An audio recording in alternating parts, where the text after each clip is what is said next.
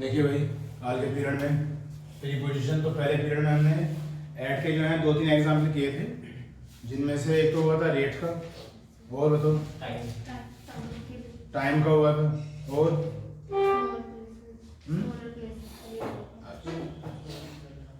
तो अभी 1-2 एग्जाम्पल वही करते हैं इसके ऐड के। ऐड चल रहा है प्रीपोजिशन में आपका। तो आज जो एग्जाम्पल लिया जा रहा है, ऐड का जो इस्तेमाल होता है बच्चों, एज के लिए भी हो जाता है। किसके लिए हो जाता है? एज के लिए भी हो जाता है। और वो कैसे हो जाता है एग्जाम्पल से देखेंगे हम। जैसे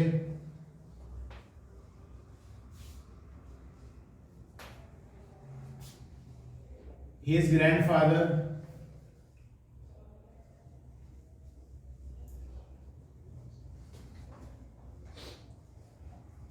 died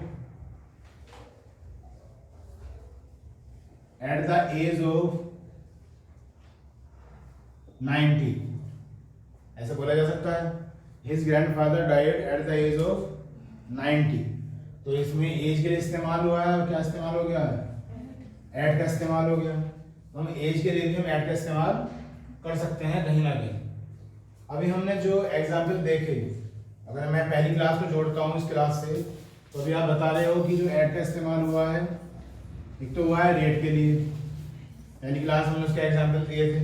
रेट का मतलब कॉस्ट, कि कोई दूध है वो 50 रुपये लीटर है, या कोई और वस्तु है जो इतने रुपए के इतने हैं, कुछ इस तरह से रेट के लिए। और क्या था? टाइम के लिए आप बता रहे थे कि टाइम के लिए इस्तेमाल है। एक और बता रहे थे भी कुछ, टारगेट ऑब्जेक्टिव के लिए इस्तेमाल बताया था पहले पीरियड में। तो और भी एग्जाम्पल हो सकते हैं, ठीक है। जैसे 3-4 ये हो गए, ये क्या हो गया? एज हो गया। कुछ मैंने टाइम वर्ड खैर उसमें आ जाएगा, एट डॉन, एट डस्क, ऐसा कुछ बताया था, ठीक। तो अब मेन चीज ये है कि हम ऐसा क्या करें कि इन सबको याद ना करके कुछ एक ऐसी सेंस याद कर लें जिससे मोस्टली हमारा ऐड फिट हो जाए, है ना। ये सब चीजें क्या लिखी होती हैं बुक्स वगैरह में, लिखी होती हैं कि एज के लिए इस्तेमाल कर सकते हैं, टाइम के लिए इस्तेमाल कर सकते हैं, रेट के लिए इस्तेमाल कर सकते हैं। लेकिन एक कॉमन सी बात अगर हम देखते हैं तो मैंने आपको बता रखी है क्या? टेम्परेरी। जहाँ टेम्परेरी सेंस बनेगी वहाँ मोस्टली ऐड का ही यूज होगा, ठीक है। तो अब उसे देखते हैं कि टेम्परेरी सेंस कैसे बन रही है। टेम्परेरी की जो स्पेलिंग मैंने सही लिखी है या गलत लिखी है? TEMPORARY, सही है। तो टेम्परेरी क्या होता है? अस्थायी, जो परमानेंट ना हो। अगर मैं इसी एग्जाम्पल की बात करूं, his grandfather died at the age of 90। तो मरना, जीना, कोई फंक्शन, कोई पार्टी, या कोई भी ऐसी एक्टिविटी जो सिर्फ कुछ पल के लिए है, तो मैं उसे यहाँ क्या बोलूंगा आपको समझाने के लिए? टेम्परेरी बोलूंगा। और जहां जहां टेम्परेरी की सेंस बनेगी वहां वहां ऐड का प्रयोग होता रहेगा। अब इस चीज को और बेटर समझाने के लिए कुछ कॉमन एग्जाम्पल लेते हैं, ठीक। अब ये सब भूल जाओ थोड़ी देर के लिए कि रेट में इस्तेमाल होता है, टाइम में इस्तेमाल होता है, ऑब्जेक्टिव में इस्तेमाल होता है, या एज में इस्तेमाल होता है, सब भूल जाओ। सिर्फ एक वर्ड याद रखो, क्या? टेम्परेरी। अब कुछ एग्जाम्पल लेते हैं। जैसे अगर मैं किसी बच्चे को बोल रहा हूँ कि वो लड़का ट्यूशन में है, वो लड़का कहते हैं ना, भी फोन आया कि भाई कहाँ हो, तो वो कह रहा कि मैं तो ट्यूशन में हूँ, ठीक। तो अगर मैं बोलता हूँ कि this boy is in tuition, ऐसा बोल रहा हूँ, this boy is in tuition. तो हमेशा की तरह जो टेंस है बच्चों, बताओ कौन सा है? प्रेजेंट है। प्रेजेंट इंडेफिनिट या प्रेजेंट परफेक्ट तो बोल नहीं सकते क्योंकि इसमें मेन वर्ब नहीं है। सिर्फ प्रेजेंट बोल सकता हूँ, वो भी किसे देखकर? इसको देखकर। फिर वही बात, ये जो दिस बॉय है ये क्या होगा? सब्जेक्ट होगा, जिसमें बॉय क्या है? नाउन है। कौन सा नाउन है? कॉमन नाउन है। और जो दिस है क्या है? Demonstrative adjective. अब तो याद हो गए होंगे, दिस, दैट, दीज और दोस, ये चारों क्या होते हैं? डेमोन्स्ट्रेटिव एडजेक्टिव होते हैं, बशर्ते कि इनके बाद नाउन हो, वरना क्या बन जाएंगे? डेमोन्स्ट्रेटिव प्रोनाउन बन जाएंगे। अगर इनके बाद नाउन ना हो, वो चीज हो चुकी है। इज क्या है? Static verb. इन क्या है? प्रीपोजिशन, जो हमारा टॉपिक चल रहा है अभी, ठीक। और ट्यूशन क्या है? नाउन। कौन सा नाउन? फिर कॉमन नाउन, ठीक, ये तो पार्ट ऑफ स्पीच हो गई इसकी। अब बोलने में हम बोलते हैं कि ये लड़का ट्यूशन में है, मतलब ट्यूशन में मतलब ट्यूशन पढ़ रहा है, ये तो मतलब हुआ ट्यूशन में, तो बिल्कुल सेंटेंस सही लिखा हुआ है, कहीं से कहीं तो कोई प्रॉब्लम नहीं है। लेकिन ग्रामर प्रॉब्लम करेगी, ग्रामर ये कहेगी कि भाई ये इन गलत है, यहाँ पे इन मत करो, क्या यूज करो, एट यूज करो। अगर आप इन से बोल रहे हो तो ग्रामर इस सेंटेंस को गलत मानेगी, क्योंकि इन में और एड में जो बेसिक डिफरेंस बताया जाता है वो ये बताया जाता है कि इन तो आता है परमानेंसी के लिए, जहां परमानेंट चीजें हैं, और एड आता है टेम्परेरी के लिए, जहां कुछ समय के लिए। अगर कोई व्यक्ति ट्यूशन में है तो हो सकता है 1 घंटे के लिए, हो सकता है 2 घंटे के लिए हो, लेकिन मैं इस एक्शन को परमानेंट नहीं कह सकता, क्या कहूंगा, टेम्परेरी कहूंगा। इसलिए मैं अगर इन बोल रहा हूँ ग्रामेटिकली, स्पोकन में तो बोल रहा हूँ, स्पोकन में कोई दिक्कत नहीं। अगर एग्जाम पेपर में लिखा हुआ आ रहा है कि ये सेंटेंस आ गया या फिल इन द ब्लैंक छोड़ दिया, ऑप्शन में इन भी है और एट भी है, तो नंबर मेरे हिसाब से तभी मिलेगा जब आप वहाँ पे एट भरोगे। इन भरने से नंबर आपका कट जाएगा। तो जो मैं बात समझाने की कोशिश कर रहा हूँ टेम्परेरी की सेंस, वो क्लियर हो रही है आपको, हो रही है। दूसरा एग्जाम्पल है, मैं हिंदी में बोल रहा हूँ, इसमें ट्रांसलेट करना। 1 घंटे से मैं व्हाइट बोर्ड की तरफ देख रहा हूं।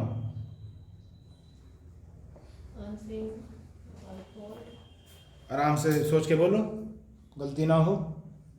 आप बोल रहे हो आई एम सीइंग, जबकि ग्रामेटिकली नहीं आना चाहिए। मैंने टाइम नहीं दिया आपको 1 घंटे से, प्रेजेंट परफेक्ट कॉन्टिन्यूस बनाओ भाई, है ना। आई हैव बीन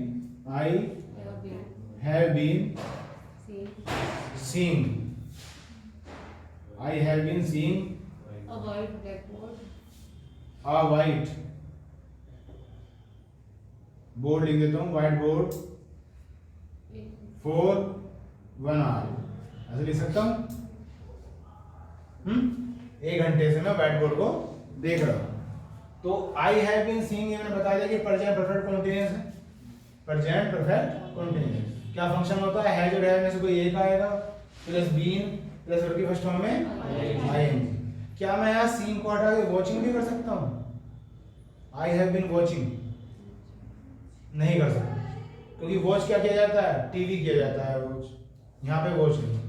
यहाँ पे क्या हो रहा है, व्हाइट बोर्ड। तो सी माने देखना होता है, वॉच माने भी देखना होता है, लुक माने भी देखना ही होता है। क्या डिफरेंस समझते हो इनमें?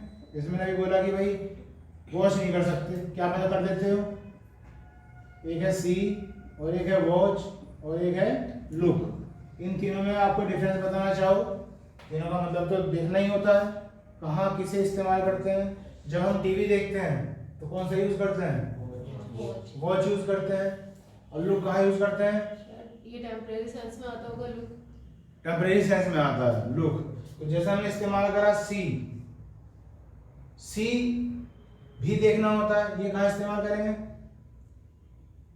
कुछ बोलो। जैसे ये वॉच बताया आपने, वॉच किसके लिए बताया आपने, टीवी के लिए बताया। जैसे एक वर्ड होता है वॉचफुल, वॉचफुल क्या होता है, केयरफुल, सतर्क, अलर्ट। इसका मतलब ये है कि अगर मैं किसी को बहुत ध्यान से देख रहा हूँ तो वो क्या है, वॉच कर रहा हूँ। तो जब हम कोई टीवी देखते हैं तो ध्यान तो रहता ही है हमारा, मूवी चल रही है, स्पोर्ट्स चल रहे हैं, गेम्स चल रहे हैं, न्यूज चल रही है। ऐसा तो होता नहीं कि भाई देख रहा हूँ ऐसा कान बंद है, फिर तो वो एक्टिविटी खत्म हो जाएगी। अगर मैं टीवी की तरफ देख रहा हूँ नॉर्मली तो मैं क्या करता हूँ, उसे वॉच करता हूँ, क्योंकि मेरी सारे सेंसेस इन्वॉल्व है। ठीक है, तो इस हिसाब से यहाँ क्या आना चाहिए, वॉच आना चाहिए। लेकिन ये सेंटेंस ये क्लियर नहीं कर रहा कि भाई मैं क्लास में बैठा हूँ या कहाँ बैठा हूँ। ये तो भाई ये कह रहा है कि मैं किसे देख रहा हूँ, व्हाइट बोर्ड को देख रहा हूँ। तो व्हाइट बोर्ड को देखना कोई ये तो इंडिकेट नहीं करता कि भाई इसमें आपको सेंसेस इन्वॉल्व भी करनी है। मतलब इस सेंटेंस में इतना ही पता कि पढ़ाई हो रही है कुछ, ये तो बस व्हाइट बोर्ड को आप देख रहे हो, इसलिए यहाँ पे वॉच का प्रयोग नहीं होगा। अब 2 वर्ड रह गए, एक तो सी और एक लुक। इन दोनों में कौन सा बेटर लग रहा है, आई हैव बीन सीइंग या I have been looking? Seeing ही आएगा। तो ये बताइए लुक कहाँ आता है, कोई एग्जाम्पल याद आ रहा हो, लुक कहाँ करते हैं? जैसे कोई रास्ते में जा रहा है उसके लिए भी यूज करना। मतलब बाई चांस कोई चीज मिल जाए देखने को, ये बात होगी। मतलब मैं पहाड़ों पर गया घूमने के लिए, तो वहां मैंने देखा तो मुझे एकदम सीनरी सी दिखाई देगी, तो क्या होता है लुक, है ना। तो लुक का इस्तेमाल क्या होता है मोस्टली कि बाई चांस कोइंसिडेंटली आपको कुछ दिखने को मिल जाए, तो सही कोई दिक्कत नहीं। इंटेंशनली कोई काम हो रहा है तो ज्यादा अच्छा रहेगा। I have been seeing a white board for 1 hour. यहाँ पे फॉर ही आ सकता है, सिंस भी आ सकता है। सिंस 1 आवर लगाऊं या फॉर 1 आवर सही है? सर 4 ही है क्यों? कि परमानेंसी को नहीं है, मतलब ये नहीं है कि जैसे 5 PM या ऐसा कुछ टाइम नहीं मतलब एग्जैक्ट टाइम नहीं Exact time है। नहीं है। अगर एग्जैक्ट टाइम होता है तो सिंस आता है, हाँ जी। जिसे हम क्या बोलते हैं पॉइंट ऑफ टाइम। और ये क्या है पीरियड ऑफ टाइम, जिसे आप अप्रोक्स भी कह सकते हैं, लगभग भी कह सकते हैं। तो उसे इंग्लिश में क्या कहते हैं पीरियड ऑफ टाइम बोल देते हैं। तो फॉर आ जाता है। अब इसमें कहीं भी मैंने ऐड का यूज नहीं करा, ये तो प्रीपोजिशन चल रही है ना, तो मैंने तो अगर सेंटेंस लिखा भी है तो मुझे ऐड बोलना चाहिए। I have been seeing, scene के बाद आएगा। सीइंग के बाद यहाँ ऐड लगा दूं ऐसे, I have been seeing at a white board for 1 hour. ठीक, तो अब यहाँ फिर देखिए कि ऐड ही क्यों आया, क्योंकि वर्ड आफ्टर का पढ़ाई नहीं रहा है। क्या है, आप किसी बोर्ड को देख रहे हो तो कितने समय का मैटर होगा, आधा घंटा 1 घंटा, आप इन नहीं लगा सकते। अभी कंपैरिजन किसमें चल रहा है, एट में और इन में चल रहा है, बस वहीं कंसंट्रेट रखो अपना, है ना।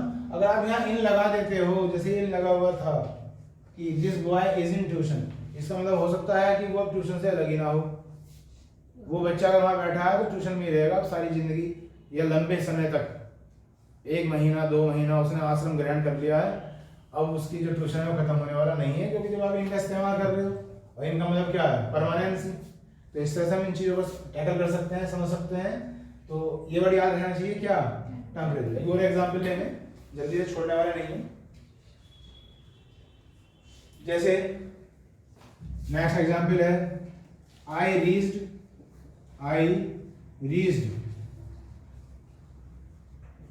At the station. मुझे उम्मीद है कि सेंटेंस मैंने सही लिखा होगा। I reached at the station, कौन सा टेंस है बच्चों, पास्ट इंडेफिनिट है। क्यों, वर्ब की सेकंड फॉर्म। और आप देख पा रहे हैं कि फिर मैंने एट लगाया। ग्रामर में एक अंतर होता है, आप डायरेक्ट बोल सकते हो बोलने के लिए आई रीच द स्टेशन, चलेगा, कोई दिक्कत नहीं है। लेकिन अगर अच्छा ट्रू ग्रामर है तो वो प्रीपोजिशन लेके चलेगा अपने साथ, क्योंकि स्टेशन क्या है, कोई प्लेस है। अब प्लेस को आपको देखना है कि वो टेम्परेरी है या परमानेंट है। अब स्टेशन पर गए तो या तो किसी को लेने गए होगे, या किसी को छोड़ने गए होगे, या खुद कहीं जा रहे होगे, तो वो एक्शन वो प्लेस आपके लिए क्या है, टेम्परेरी है। इसलिए हमने यहाँ ऐड का इस्तेमाल किया। अब बुक्स वगैरह में क्या लिख के दिखाएंगे कि वही स्टेशन के लिए ऐड का प्रयोग करें, एयरपोर्ट के लिए ऐड का प्रयोग करें, बस स्टेशन के लिए ऐड का प्रयोग करें, जो मैं अभी तक कर रहा था। लेकिन जो कॉमन बात है वो ये है कि टेम्परेरी सेंस होती है, इसलिए हम ऐड का प्रयोग करते हैं। Next example,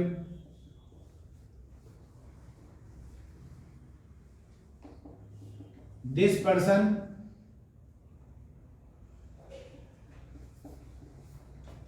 is standing at the door. This person is standing at the door. अब ये आदमी जो है, ये व्यक्ति जो है कहाँ खड़ा हुआ है, दरवाजे पे खड़ा हुआ है। तो दरवाजा देखिए क्या है भाई, टेम्परेरी प्लेस है या परमानेंट, टेम्परेरी है। दरवाजे पे इसलिए खड़ा हुआ जाता है कि उसके बाद या तो आदमी अंदर आएगा, परिचित होगा तो घर में अंदर आएगा, परिचित नहीं होगा तो वापस आएगा। वो तो प्लेस है, टेम्परेरी प्लेस है ना डोर, इसलिए वहां हम क्या यूज करते हैं, एट द डोर करते हैं। कभी आपने सुना है on the door, in the door, और सुना है तो गलती सुना होगा, हमेशा वहां क्या आएगा, एट ही आएगा। ठीक, कल हमने कुछ पहले पीरियड में कुछ वर्ड पढ़े थे, जैसे मॉक। मॉक क्या था, सारी बात रिपीट कर रहा हूँ आपको समझाने के लिए। मॉक क्या था, मजाक बनाना। तो फिर मेरी बात ध्यान से सुनो, किसी की मजाक अगर बनानी है तो वो कुछ एक ऐसा मोमेंट होता है कि हाँ वो हमें हंसी मजाक करनी और करवानी है, तो क्या वो टेम्परेरी एक्शन होगा या परमानेंट? इसलिए हमने बोला था एट मोर, बोला था, नहीं बोला था? ठीक। और कल हमने क्या लिखा था पॉइंट बना के? Target objective. तो कल मैंने समझाया था कि भाई मैं उस व्यक्ति को क्या कर रहा हूँ? टारगेट कर रहा हूँ। इसलिए जहाँ हम टारगेट करेंगे किसी लक्ष्य को, किसी वस्तु को, किसी इंसान को, हम वहाँ इस्तेमाल क्या कर लेंगे? ऐड कर लेंगे। लेकिन बेसिक बात तो उनके पीछे ये थी। ठीक है, तो अभी फिलहाल क्या याद रखेंगे आप? ऐड याद रखेंगे।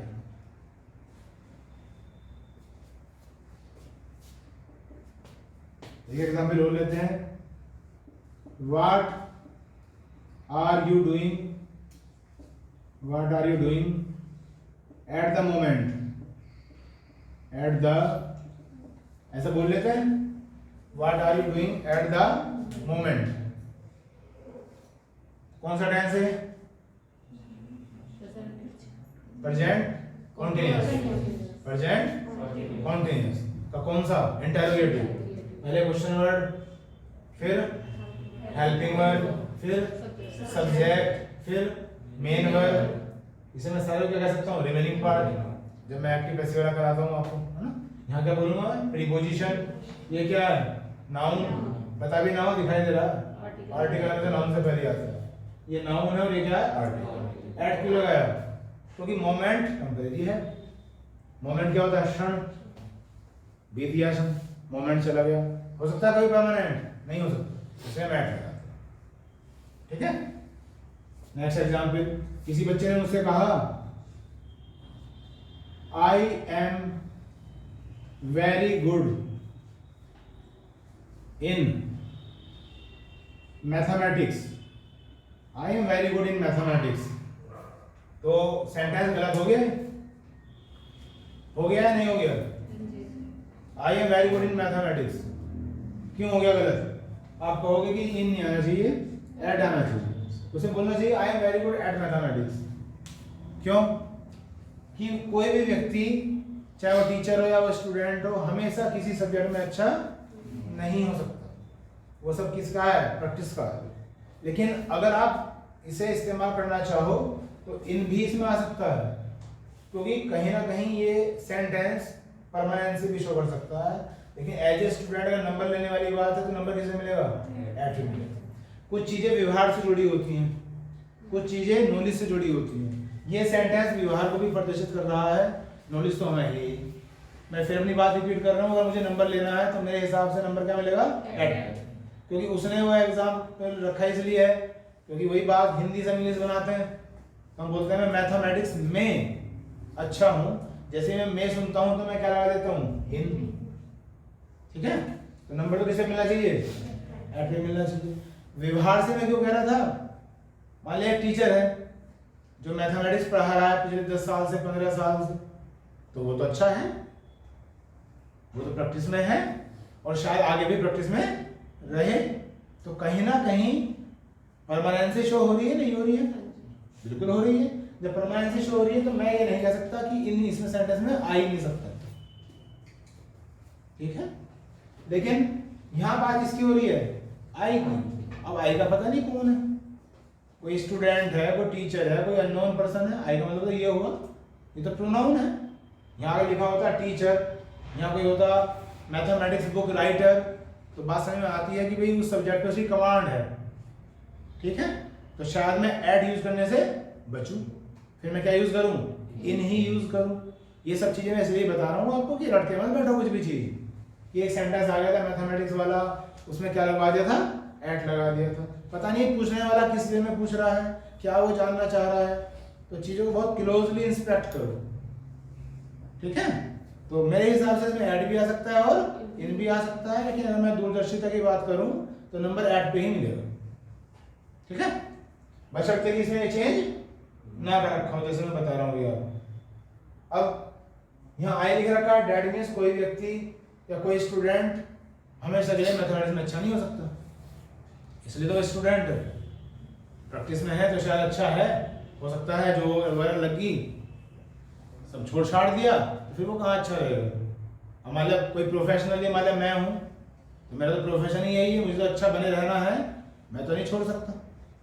तो हो सकता है मेरे लिए क्या आ जाए, यहाँ इन आ जाए, लेकिन सभी के लिए तो क्या आएगा, एट आएगा। और जो चीज सभी के लिए है वही तो एक्सपेक्टेड है, एक के लिए तो क्या हो जाता है, एक्सेप्शन हो जाता है, अपवाद हो जाता है। ठीक है, इसलिए मैं कह रहा हूँ कि एक्सपेक्टेड मिलेगा, एट में मिलेगा। उम्मीद है समझ में आ गया होगा एट। अब दूसरी प्रीपोजिशन देखते हैं, इन। तो इन कुछ अलग नहीं है, यही हो गया जो मैंने समझाया। अब इन किसके लिए इस्तेमाल करेंगे, परमानेंसी के लिए, परमानेंट सिचुएशन के लिए इस्तेमाल करेंगे। जो चीजें स्थायी होंगी वहां हम इनका इस्तेमाल करेंगे। पहले कुछ एग्जाम्पल के द्वारा समझने का प्रयास करते हैं कि कैसे कैसे बताया जाता है बुक्स वगैरह में या at the time of teaching. मैं तो शायद ये वर्ड लिख के भी खत्म कर सकता हूँ, मैं तो सारी चीजें इसी से समझा सकता हूँ, लेकिन फिर भी चीज़ों को थोड़ा सा ब्रॉड एक्सप्लेन कर दिया जाए तो ज़्यादा अच्छा रहता है। जब हमने ऐड का पहला एग्जाम्पल देखा था तो वो एग्जाम्पल था स्मॉलर प्लेसेस, कि जो छोटे स्थान होते हैं उनके लिए हम ऐड का इस्तेमाल करते हैं। और मैंने बताया कि वर्बली इन जो होता है वो ऐड का अपोजिट होता है, तो ये बिगर प्लेसेस के लिए आना चाहिए। अगर वो स्मॉलर प्लेसेस के लिए आ रहा है तो ये बिगर प्लेसेस के लिए आना चाहिए। तो भाई एक तो इसका पॉइंट हो गया बिगर प्लेसेस, जो बड़े बड़े स्थान हैं, शहर है, सिटी टाउन है, मेट्रोपॉलिटन सिटीज हैं, है ना, महानगर, तो उन सब के लिए मुझे इनका ही इस्तेमाल करना चाहिए। क्या आप भी सहमत हो? अब मान लिया सेंटेंस लिखा गया कि she lived in Uttar Pradesh, she live in Uttar Pradesh. तो अब हमें प्लेस की बात आई, भाई उत्तर प्रदेश तो एक राज्य की बात हो रही है। अब राज्य तो कोई छोटा नहीं होता, कोई छोटा मानना भी चाहे तो भी मान नहीं सकता, क्योंकि राज्य तो राज्य है। यहाँ ऐसे नहीं सोचना कि भाई उत्तर प्रदेश तो काफी बड़ा है और झारखंड तो छोटा सा है, नहीं, दोनों ही क्या है, स्टेट है, संवैधानिक अधिकार दोनों को ही प्राप्त है। इसलिए यहाँ पे तो हम क्या यूज करेंगे, इन ही यूज करेंगे। किसके हिसाब से, बिगर प्लेस के हिसाब से। मैंने कहा शी लिव इन, लेकिन फिर सोचो इंग्लिश ग्रामर में हमेशा के लिए कोई चीज नहीं हो सकती कि किसी बुक ने लिख दिया कि इन आएगा तो इन हो जाएगा। मैं अभी इसमें ऐड कर रहा हूँ, अभी तुरंत मैंने इसमें ऐड भी कर दिया, she live at Uttar Pradesh. अब कोई कहने लगे मुझे कि जी ये सेंटेंस तो गलत है, कौन से वाला, नीचे वाला। मैं पूछूंगा क्यों गलत है, तो मुझे समझाएगा कि मैंने तो ये पढ़ा है कि जो बिगर प्लेसेस होते हैं उनके लिए क्या इस्तेमाल किया जाता है, इनका इस्तेमाल किया जाता है। तो मैं उसे साधारण शब्दों में कहूंगा कि भाई आप सही हो, आपने सही पढ़ा है, लेकिन शायद आप मुझे नहीं समझ पा रहे। भाई कैसे, कि जब बोल रहा हूँ मैं she live in Uttar Pradesh, तो इसका मतलब है कि उसका उत्तर प्रदेश में परमानेंट रेसिडेंस है। और अगर मैं एट लिख रहा हूँ तो टेम्परेरी रेसिडेंस है। आप कैसे गलत बता सकते हो मेरे सेंटेंस में, क्योंकि एट जो यूज करता है टेम्परेरी सेंस में यूज करता है। इस सेंटेंस को अगर मैं एट से इस्तेमाल कर रहा हूं तो वो बताना चाह रहा है कि उत्तर प्रदेश तो घूमने घामने आई है, कुछ दिनों के लिए वहां रुकी हुई है। तो क्या मैं गलत कह दूं इस सेंटेंस को, नहीं कह सकता, ठीक है। लेकिन एग्जामिनर इतनी बातों को शायद नहीं सोचता, और अगर ऐसा करेगा, मैं उसके लिए भी तैयार कर रहा हूं आपको, अगर ऐसा करेगा तो वो डिडक्शन देगा। What do you mean by deduction? Deduction बना है डिड्यूस से, डिड्यूस का मतलब होता है निर्देश देना। इससे पहले एक सेंटेंस लिखेगा वो, अकेला एक सेंटेंस नहीं लिख सकता, क्योंकि अगर अकेला एक सेंटेंस आ रहा है तो फिर नंबर किसे मिलेगा यहाँ, जो कॉमन बात। अगर उसे कुछ अलग से कुछ डिक्लेयर करना होगा, अलग से वो चाहता है कुछ एक्सपेरिमेंट करना है, करवाना, तो फिर पहले एक सेंटेंस देगा जिसमें लिखा होगा कि वो कहीं जा रही थी, कुछ इस तरह से मतलब प्रकट करना चाहेगा जिससे क्लियर हो जाए कि उत्तर प्रदेश उसका परमानेंट प्लेस नहीं है। और तब ऑप्शन में वो इन भी दिखाएगा और एड भी दिखाएगा। तो ये थ्योरी तो रखी रह जाएगी कि बिगर प्लेसेस के लिए क्या आता है, इन, क्योंकि वहां नंबर तो किसे मिलना है, है ना। तो चीजों को सोचना है, ये लड़के नहीं बैठ जाना कि मैं बड़े स्थानों के लिए तो इन हो गया, छोटे स्थानों के लिए एड हो गया। वही मैं चीज समझा रहा हूँ आपको क्या आया और कैसे। जैसे अक्सर मैं एक एग्जाम्पल लिखता हूं आपके सामने,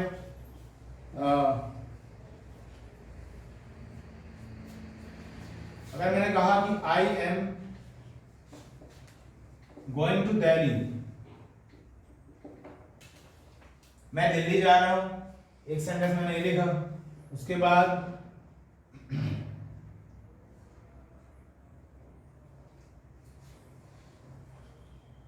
आई स्टे डैश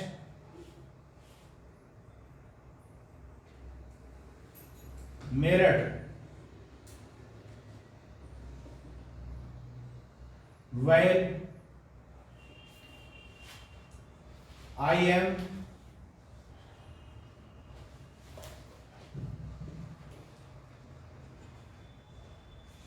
चेंज कर देते हैं, while my destination was Delhi. अब पहले वाला सेंटेंस जो मैंने लिखा है I am going to Delhi, यहाँ तो ना इन आना है और ना ही एट आना है, यहाँ क्या आ गया है, टू आ गया। जबकि हमें तो ये बताया जा रहा था कि बिगर प्लेसेस के लिए इन और स्मॉलर प्लेसेस के लिए एट, तो यहाँ टू क्यों आ गया, डेस्टिनेशन। डेस्टिनेशन क्या होती है, मंजिल, कि अगर हम कहीं जा रहे हैं तो उसके लिए तो क्या इस्तेमाल करते हैं, टू ही इस्तेमाल करते हैं। तो ये तो एक अलग केस लिख दिया मैंने।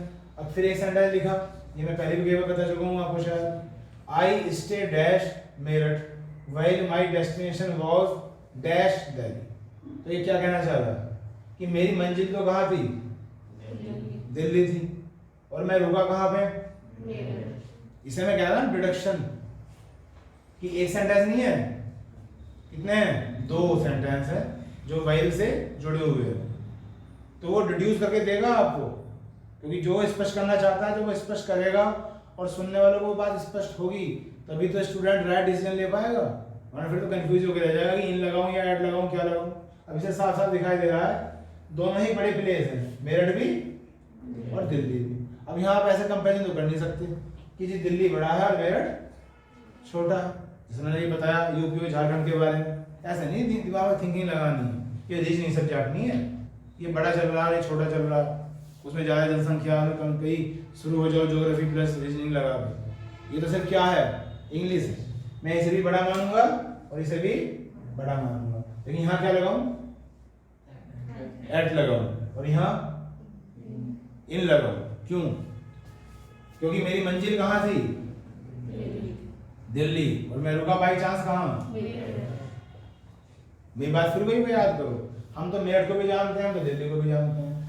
मान लिया सेंटेंस कहीं बाहर पढ़ा जा रहा है, उसे नहीं पता क्या मेरठ क्या दिल्ली, बाई चांस, तो वो तो आईडीएससी से लगाएगा ना, एट से, और कि भाई उसका परमानेंट डेस्टिनेशन कहाँ थी, दिल्ली। वो तो बाई चांस रुका हुआ है, थक गया, बाइक खराब होगी, गाड़ी खराब होगी, इसलिए वहां रुका हुआ। तो my I stay at Meerut while my destination was in Delhi, ठीक। और यहाँ पे अगर मान लिया, यहाँ पे मैंने कंपैरिजन करके क्या दिखाया आपको, एट में और इन में दिखाया कंपेयर करके, लेकिन यहाँ पे बैच क्या आएगा, टू ही आएगा, तो डेस्टिनेशन क्या आता है, टू आता है। बात समझ रहे हो क्या कह रहा हूँ, डेस्टिनेशन में क्या आता है, तो जो बेस्ट प्रीपोजिशन है, कोई कहने लगे मुझे इन लगा रखा आपने, तो इसमें इन तो आ नहीं सकता, तो मैं यहाँ इन इसलिए लगा रहा हूँ बच्चों, क्योंकि मैं कंपेरिजन किसमें कर रहा हूँ, एट में और इन में कर रहा हूँ। अगर कंपेरिजन ही नहीं होने का तो फिर तो ऑप्शन ये बचा क्या, टू, ठीक है, कोई दिक्कत। लेकिन मान लिया ये सेंटेंस आपके एग्जाम में आ गया और आपको टू का पता था और टू ऑप्शन में नहीं मिला, तब तो मैं क्या भरूंगा, इन भरूंगा, जोन सी मैं सेंस बताना चाह रहा हूँ कि मेरी परमानेंट डेस्टिनेशन थी दिल्ली, लेकिन बाई चांस मुझे रुकना पड़ गया मेरठ, ठीक है। साथ साथ लिखते रहो जिसे लिखना है।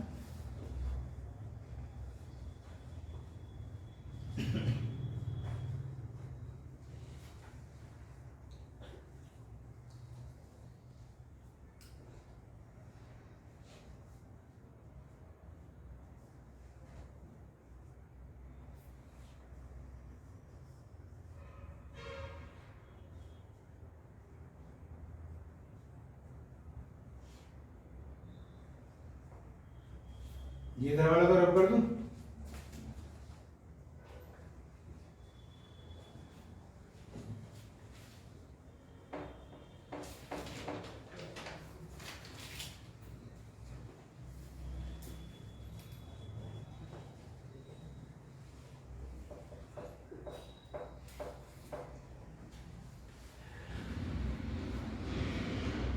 आगे देखिएगा,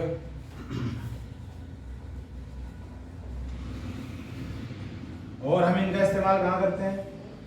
हम करते हैं इन द मॉर्निंग में, इन the morning, in the evening, in the night भी कर लेते हैं। ठीक है, मॉर्निंग और इवनिंग के लिए तो मोस्टली आपने क्या देखा होगा? इन ही देखा होगा। और नाइट की बात करता हूँ मैं, फिर मैं एक बात करूंगा ना, ये तो किताबी बातें हैं, ये सारी बातें क्या हैं? किताबी बातें, और असलियत बात तो कुछ और भी होती है। अगर मैं यहाँ बोल लूँ एट द नाइट, अगर मैं इन दोनों की बात करता हूँ कुछ समझने के लिए, कुछ समझाने के लिए आपको, तो दोनों ही सही होंगे। लेकिन बस फर्क इतना है कि मोस्टली जब हम एट द नाइट बोलते हैं तो दा को छोड़ देते हैं, क्या लिख देते हैं? At night. और जब हम इन बोलते हैं तो हम दा को लेकर चलते हैं, मोस्टली ऐसा होता है, इन द नाइट। तो फिर देखते हैं कि क्यों छोड़ देते हैं भाई, और नाइट के साथ तो यहाँ एट भी आ रहा है और इन भी आ रहा है, ये क्या बात हुई? तो फिर मैं मॉर्निंग के साथ भी एट लगा के दिखा दूंगा आपको, बात वही है, टेम्परेरी सेंस है या परमानेंट सेंस है। लेकिन जनरली ऐसा इस्तेमाल होता नहीं है, इसलिए कॉमन सी बात होती है, मॉर्निंग के साथ क्या याद कर लो? इन याद कर लो। लेकिन वो जरूरी नहीं है कि हम इन याद चले। अब किसी ने मुझसे पूछा कि भाई इन दोनों में डिफरेंस क्या है, तो जी हमें अभी सिखाया गया है, हमने भी सीखा है कि जो इन है वो शो करता है परमानेंसी को, और जो एट शो करता है वो करता है टेम्परेरी सेंस को। तो कोई एग्जाम्पल सोचते हैं? पहले एट वाला सोचो, अभी बताओ कोई एग्जाम्पल जिसमें एट नाइट आ जाए, छोटा सा एग्जाम्पल सोच बताओ।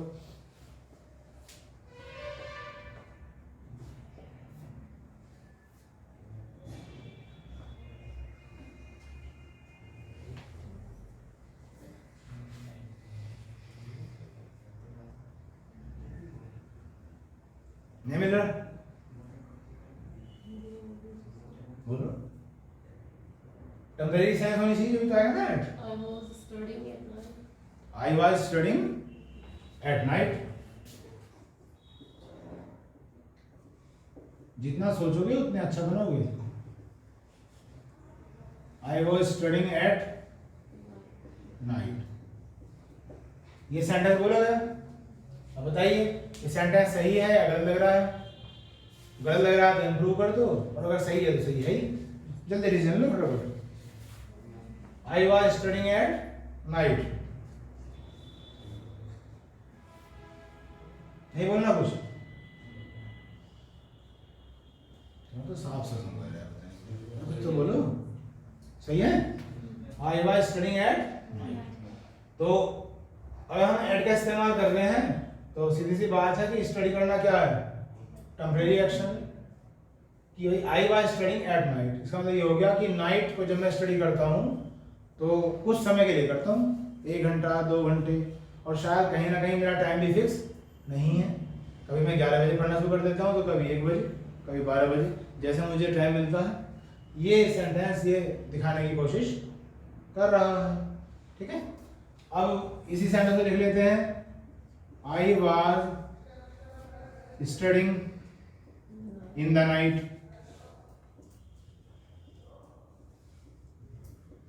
तो सेंटेंस तो ये भी हो सकता है जिसमें लिख के दिखाया गया आपको, इन द। अब ये सेंटेंस ये बताना चाह रहा है कि भाई मैं तो स्टडी करता हूं पूरी रात। इन द, तुम्हारा टाइम का फेज ही खत्म हो गया कि 10 बजे शुरू करनी है, 11 बजे शुरू करनी है। इन द नाइट, बात समझ रहे हो? और जब इन द नाइट की बात आ गई तो आप टेम्परेरी सेंस सोचोगे या परमानेंट? परमानेंट, क्योंकि बात हो रही है पूरी रात की। ठीक है, यहाँ पे ऐसा लिखा नहीं कि टुमारो नाइट या यस्टरडे नाइट, यहाँ तो नाइट लिखा हुआ है। तो जिस नाइट की बात हो रही है, यहाँ मुझे ऐसा लग रहा है सेंटेंस को पढ़ के कि भाई वो पढ़ रहा था पूरी रात। और सोचो अगर मैं एक वर्ड और लगा दूं, यहाँ मैं लगाना नहीं चाह रहा, in the whole night. In the, तो होल क्या होता है? संपूर्ण, पूरी रात। फिर तो बात ही क्लियर हो जाएगी। लेकिन मैं उस वर्ड को नहीं लगाने का, क्योंकि उसे लगा दूंगा तो फिर कंफ्यूजन क्या रह जाएगा।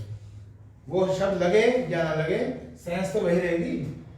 इसलिए यहाँ पे इन आता है, और यहाँ दा भी आता है, और यहाँ क्या आता है? एट आता है। हर एक चीज के पीछे जो लॉजिक निकल के आएगा कहीं ना कहीं यही निकल के आएगा। ठीक है, अब हम बोलते हैं कि भाई इन द मॉर्निंग। मैं एक छोटा सा सेंटेंस बोलता हूं आपको। मैं रोज सुबह 6 बजे घूमने जाता हूं। बोलो इंग्लिश में कैसे बोलोगे? मैं रोज सुबह 6 बजे घूमने जाता हूं। आई ऐसा बोल दो, मैं घूमता हूं बोल दो, कोई बात नहीं। आई वॉक सुबह 6 बजे रहेगा ना। डेली आई वॉक डेली तो यहाँ नहीं लिख सकता है, बाद में लिखूंगा, पहले टाइम लिखो ना। आई walk at 6 AM in the morning. In the morning अगर डेली में लिखो तो कहाँ लिखूं? मॉर्निंग डेली बाद में आएगा। अभी एडवर्ब करके आए हो, नहीं आए हो करके एडवर्ब तुम? Am daily in the morning, am के बाद, एमपीटी एम के बाद आएगा शायद। नहीं, वैसे मैं जनरली रूल को थोड़ा सा याद करना चाह रहा हूँ। ये जो 6 AM है ये तो टाइम है, इन द मॉर्निंग ये भी टाइम है। ठीक, अब दोनों टाइम हो गए तो जो पॉइंट टाइम है, पॉइंट का मतलब जो बिल्कुल पॉइंट की बात करेगा वो तो ये करेगा, इसलिए पहले आएगा। मॉर्निंग तो बहुत बड़ी होती है इसलिए पीछे है, समझ रहे हो? अब रहेगा डेली। डेली भी एडवर्ब है, कौन सा? एडवर्ब ऑफ फ्रीक्वेंसी या एडवर्ब नंबर फ्रीक्वेंसी बोलना चाहिए, एडवर्ब ऑफ। अब उसे बताओ आपको कहाँ बोले थे आप? I walk daily at 6 AM in the morning या I walk at 6 AM in the morning daily, कहाँ अच्छा लग रहा है?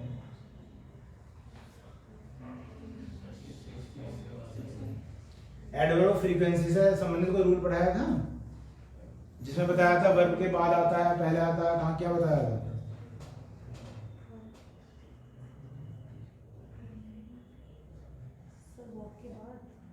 बताओ, अभी बताओ कहाँ रखें डेली? आई वॉक डेली, आई वॉक डेली। चलिए मैं डेली लिख नहीं रहा, मैं कुछ और समझा रहा हूँ, फिलहाल यहाँ आ जाओ। आई walk at 6 AM in the morning, तो यहाँ मैंने क्या लगाया? इन द मॉर्निंग लगाया, जिससे समय इस्तेमाल करते हैं।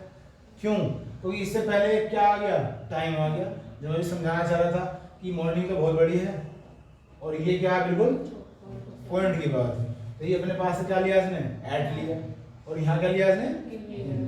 अगर मैं इसी सेंटेंस को जबरदस्ती चेंज कर रहा हूँ, मतलब नॉर्मली लिखा नहीं जाता हो, लेकिन मैं कुछ समझाना चाह रहा हूँ आपको।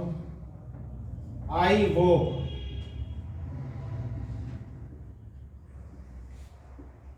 एट मॉर्निंग, मैंने ये सेंटेंस लिख के ही खत्म कर दिया, मैं अब टाइम मेंशन नहीं कर रहा।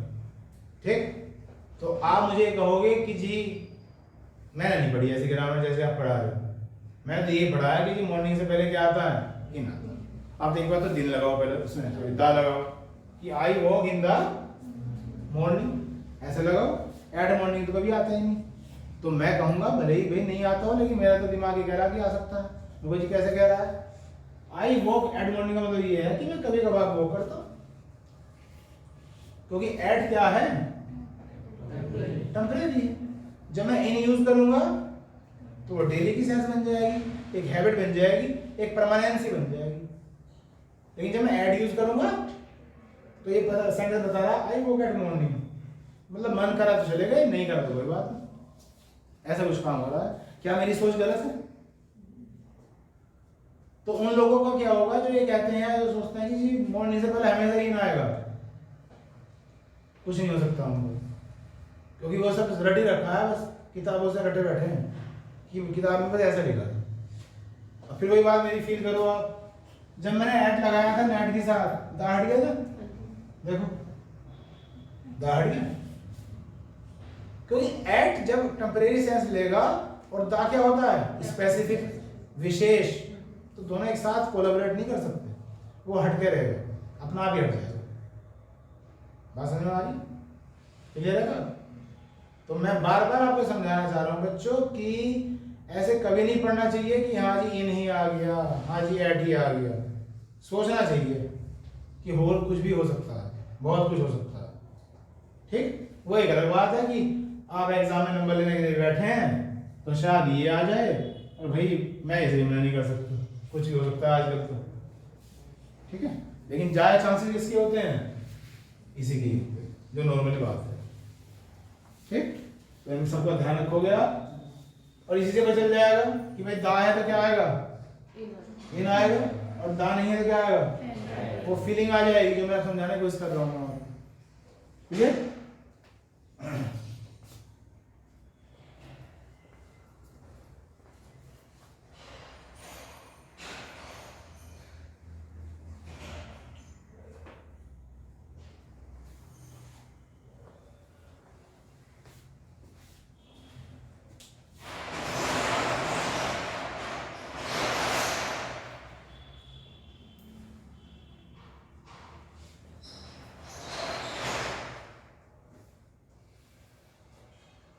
उतार हो, आगे देखिए।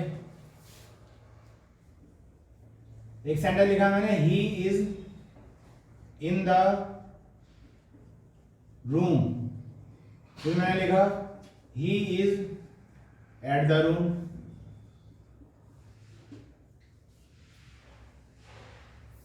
अब आप इंग्लिश में काफी अच्छे हो और मैं आपसे पूछ बैठा भाई इन दोनों में से कौन सा सही है, बताओ जी, जल्दी डिसीजन लो। He is in the room या he is at the room? Second सही है मेरे हिसाब से, दोनों सही। कारण ही, बस मुझे इस सब्जेक्ट से ये पता चल रहा है कि भाई किसी लड़के की बात हो, बस ये लड़का कौन है क्या है मुझे उसका कुछ पता नहीं चलता। ही इज इन द रूम वाला बोलता हूं तो मुझे पता चल रहा है कि भैया उसी का ही कमरा था, और he is at the room का मतलब चल रहा है वो किसी और कमरे में, ये पता चल रहा है, आपको पता नहीं चल रहा। सोचो मैं क्या कह रहा हूं। अगर मैं ही की जगह हटा के आई लिख दूं, आई एम इन द, तो जब मैं इन लगा रहा हूं तो इसका मतलब क्या है, मैं अपने कमरे में हूं और मेरा कमरा तो मेरे लिए क्या होगा, परमानेंट होगा। अगर मैं बोल दूं I am eight the room तो मैं ही हूं लेकिन किसी और के कमरे में। सोचो अगर मैं गलत हूं तो, ये बातें किसी किताब में लिखी नहीं मिल सकती आपको, प्रॉमिस है मेरा, कहीं नहीं पढ़ सकते आप ये चीज, कैसी भी किताब पढ़ लेना, मिल नहीं सकती जो मैं आपको समझाने का प्रयास कर रहा हूं। और अगर मान लो आपको हल्की सी बात ऐसी लग रही है कि नहीं आप तो थोड़ा सा आउट ऑफ सिलेबस जा रहे हो या आउट ऑफ टॉपिक जा रहे हो या समझ में नहीं आ रही बात, मुझे बताओ, मैं क्लियर करता हूँ उस चीज को। है नहीं है ऐसा, बताइए? बिल्कुल है। तो दोनों सेंटेंस बिल्कुल सही माने जाएंगे। He is in the room और he is at the room बोलने वाले पे डिपेंड करेगा कि वो बोल क्या रहा है। मेरा आगे भी किताब रखी है, इसने भी क्या बता रखा है, सिर्फ ही इज इन द रूम बता के छोड़ रखा है। ये तो मैंने पास से लिखा है ही इज एट द रूम, ये भी हो सकता है, क्यों नहीं हो सकता। पढ़ने वाला सोचे किस सेंस में इस्तेमाल हो रहा है, लेकिन एग्जाम में ऐसा नहीं होगा आपके साथ। एग्जाम में मैंने बताया ना, ही का तुम्हें पता नहीं तो वो वहां पे कुछ क्या देगा, डिडक्शन करके देगा, जिससे क्लियर हो कि कमरा उसका है या किसी और का है। वो फ्रेंड का इस्तेमाल करे, वो कजिन का इस्तेमाल करे, कोई ना कोई ऐसे वर्ड का इस्तेमाल करेगा जिससे पढ़ने वालों को क्लियरिटी आ जाएगी कि भाई इन लगाऊं या इन लगाऊं। वहां एग्जाम में थोड़ी हो सकता है ऐसा कि भाई इन भी हो जाए, और यहाँ हो सकता है क्योंकि यहाँ मैं समझा रहा हूँ। आगे देखते हैं। एक सेंटेंस में बोला जाता है कि my brother is in the army, ऐसे बोल दिया जाता है। किसी ने पूछा कि भाई तुम्हारा भाई किस प्रोफेशन में है, क्या कर रहा है ना, तो उसने कहा कि my brother is in the army. तो इसमें हम इनका ही इस्तेमाल करेंगे, एट का इस्तेमाल नहीं करेंगे, क्योंकि आर्मी एक ऐसी फोर्स है जो किसी देश को रिप्रेजेंट करती है। अब देश जो है वो किसी टेम्परेरी एक्शन के लिए सपोर्ट नहीं करने का, इसलिए इसमें ऐड नहीं आ सकता। मानते हो नहीं मानते हो बात? लेकिन आप सोच कर देखो, मैं ये थोड़े से शब्द चेंज कर रहा हूं और आप अभी फील करोगे मैं क्या कहना चाह रहा हूं।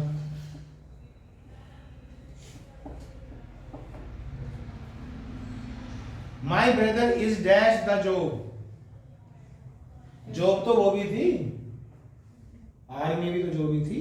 अब तुम आर्मी में हो, चाहे भले जनरल हो या कुछ भी हो, ब्रिगेडियर हो, लेफ्टिनेंट हो, सोल्जर हो, कुछ भी हो, वो भी तो एक जॉब ही है।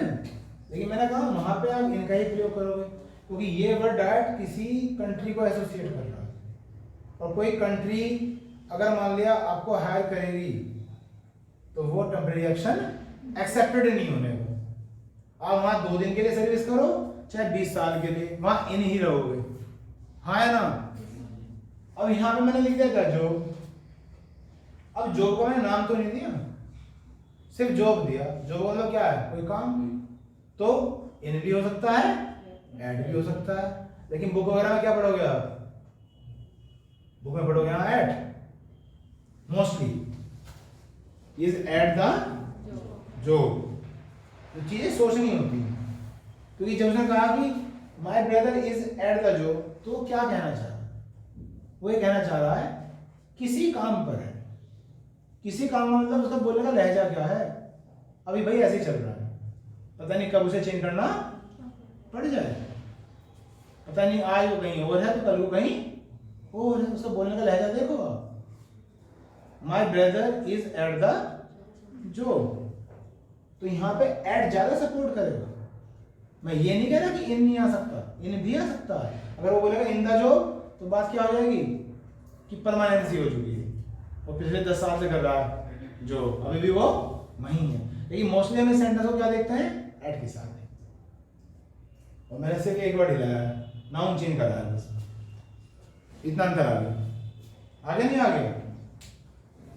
चलिए बस इस पीरियड में इतने रहने देते हैं। कोई डाउट है किसी को? तो अभी हमने क्या पढ़े हैं? इन और एट ही पढ़े हैं कि इन और एट जो है कहीं ना कहीं एक दूसरे के अपोजिट होते हैं। इस तरह से हम इसे ध्यान से रखेंगे। इन कहाँ? परमानेंसी के लिए, और ऐड कहाँ? Temporary sense. बाकी कहीं 5 पॉइंट लिख रहे हो, 10 पॉइंट लिख रहे हो, सब में ये बात फिट हो जाएगी अगर आप थोड़ा सा सोचो। ठीक, इस पीरियड में इतने रहने देते हैं।